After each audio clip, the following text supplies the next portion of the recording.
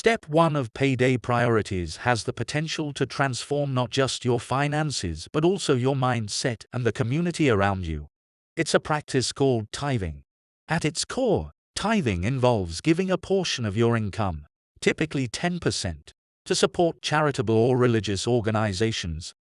For example, if your gross pay is $5,000 per month, you would tithe $500 before budgeting for other expenses. Tithing has changed the way I view success.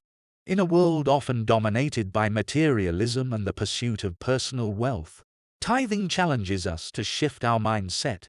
It encourages us to value relationships, community, and the well-being of others over the accumulation of possessions.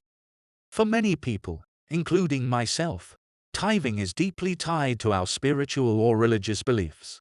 It connects us to the core values of our faith: love, compassion, and caring for one another. Whether you approach tithing from a spiritual perspective or simply as a way to make a positive impact, it's clear that this practice has the potential to transform lives, including your own. Now that we've got generosity covered, let's move on to step 2.